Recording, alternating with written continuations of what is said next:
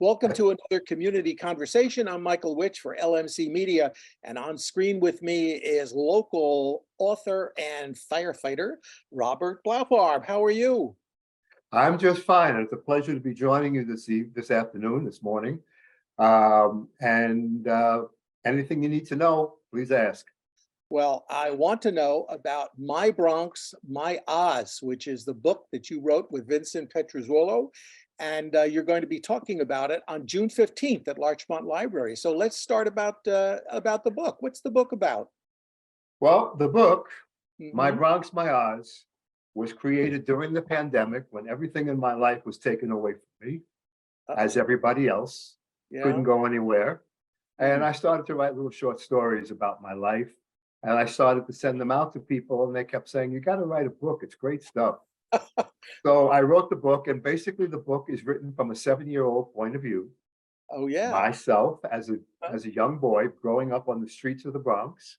Mhm. And it is a contrast between the Wizard of Oz and the Bronx. If you recall, back in the 1940s, 50s, and 60s, the Mhm. Bronx was a totally different place than it is today. And it was, to me, a magical land, almost like the Wizard of Oz's Emerald City. And what I tried to do was to connect the two places together through short stories from a little boy. Wow.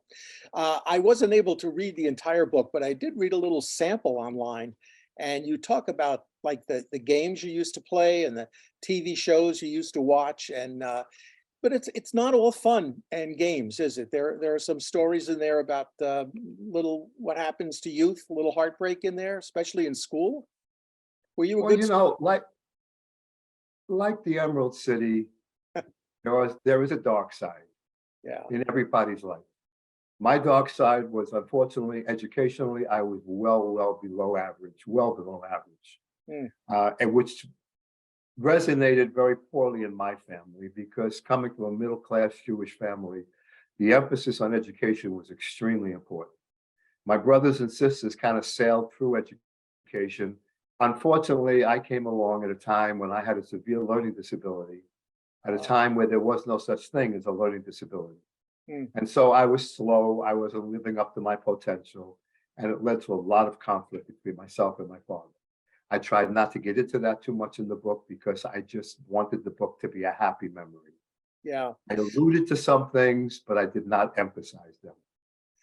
One of the reviews I read said that you write with a very youthful voice about those bygone times, and that the book would appeal to a wide audience, not just those who, like you, grew up in the 50s and 60s in that area. You agree? Well, no matter where you grew up in the United States during the 40s, 50s, and 60s, Mhm. the games may have been called different, the living spaces may have been different, but when you went outside at 3 o'clock after school, after, of course, changing from your school clothes to your play clothes, of course, Sure. and Mhm. when you went outside, there were dozens and dozens of children playing. There was off the point, there was hit the penny, there was stickball, there was flies up, there was Scully, there was off the point, Johnny on the pony, off the wall, jump rope, double dutch. And so you had a veritable land of Oz in front of you. And Sure. all you needed was a stick, a ball, and a piece of chalk and a bottle cap. And Yeah. then you were set to play. When people come to this event on June 15th at Larchmont Library, I should say it's from 7 to 8:30. Are they just going to hear you talk, or are they going to see something special? No, Coach Bob doesn't just talk. People who know me through the community, and I am known as Coach Bob or Fireman Bob. When I was at St. John and Paul, sometimes they used to call me Father Bob. I don't just present things. I have a very high standard with everything I do, Okay. bordering on obsessive compulsive, but in a good way. So this is a multimedia production, Oh. which involves two computers. It involves a studio mixer. It Mhm. involves a projector, and everything is fed into the computer from the two computers into the studio mixer. And what you see is a movie. It's a movie about the 40s, 50s, and 60s, and each little segment is synchronized with the music that complements what you're seeing. and what you're seeing complements the music.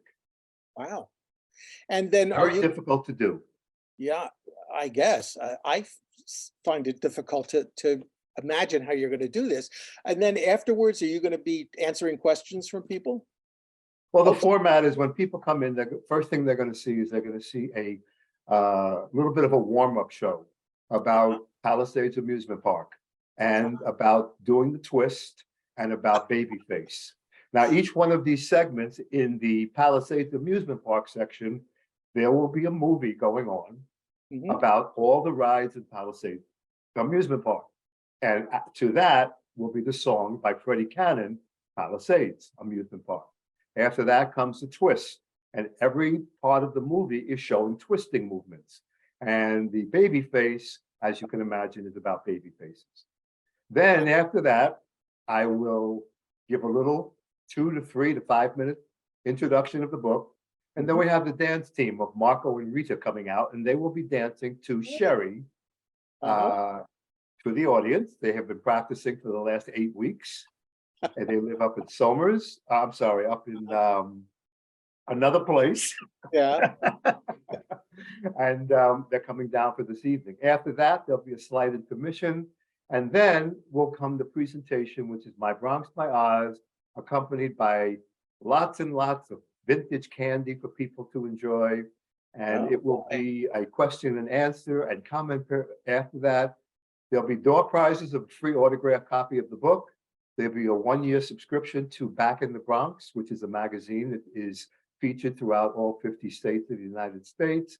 And I will say that the idea, the main attention of this evening is to put that whole room into a synchronistic thought pattern where all energy is going back to the 40s, 50s, and 60s and allows that inner child that has never died.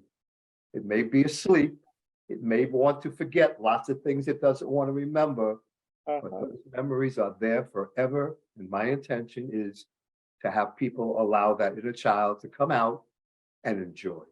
Well, it sounds like a wonderful time. Now, there is an admission fee to this? No, And, never. To okay, Coach Bob's things, there's never an admission fee. all right, but Ever. you're also supporting the firemen, are you not? Any money that comes in will go to the Town of Mamaroneck Fire Department, where I have been a firefighter for 25 years and was promoted to captain for a number of years. And at which point now I still am the director of health and wellness for the fire department. Every penny goes to the fire department.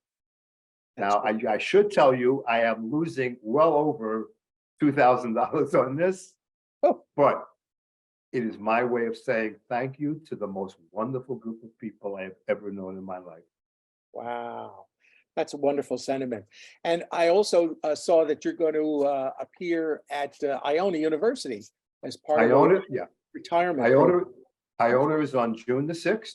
right? Which I'm looking. July the 6th, I think. I'm sorry, July the 6th. Thank goodness you're here. And it's on July the 6th. It's a private audience of people who have subscription membership to the Iona College function that this is in. Yeah, And they I call had it done a learning in retirement. presentation. I'm sorry. I said they call it learning in retirement or learning. Okay, learning in retirement, which is, you know, it's funny because as a 76-year-old who sees himself as a 17-year-old, I get that. when I went to a funeral, unfortunately, of one of my lifeguard friends. I had spent 20 years as a lifeguard at Orchard Beach, including supervising lifeguard. And you can imagine that from 1965 to now, a lot of my friends have passed. And I went to a memorial for one of my friends, and I'm looking out at the audience, and I said to myself, oh my God, all these people are so old. And then I said to myself, hello. Yeah, hello, right? So Hello. these are my peers. Yeah, I just wanted to touch on one thing. You wrote that despite a crime, I'm talking about the 40s and the 50s and the 60s, despite that in the area, despite the crime and the poverty and discrimination, homelessness, illness, you say the vast majority of experiences for kids in the 50s and 60s occurred in a far more straightforward, less frightening day-to-day life. Compare that to today. Well, it's not, it's such an easy thing to answer.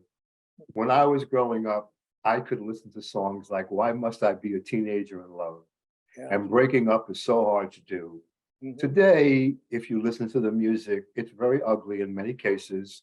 It's very antisocial in many cases, and it's very popular for children.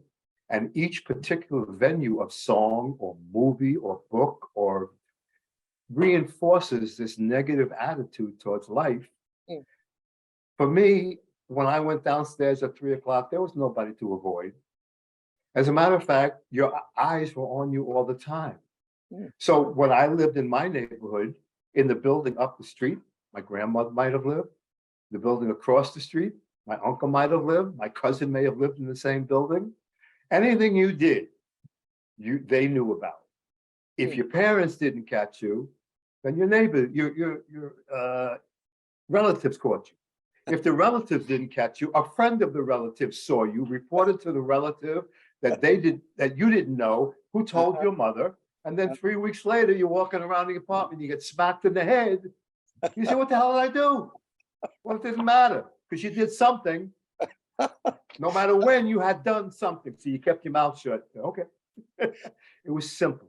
It was I easy. guess you're going to tell those stories. We're going to wrap up now. So June 15th, folks, you can go and see and hear and laugh with Robert Blaufarb, the author of My Bronx, My Oz, at the Larchmont Library Community Room from 7 p.m. to 8:30. And any proceeds are going to go to the fire department, where Robert has been a longtime member. And I thank you so much, Robert, for spending a few minutes with us today on Community Conversation.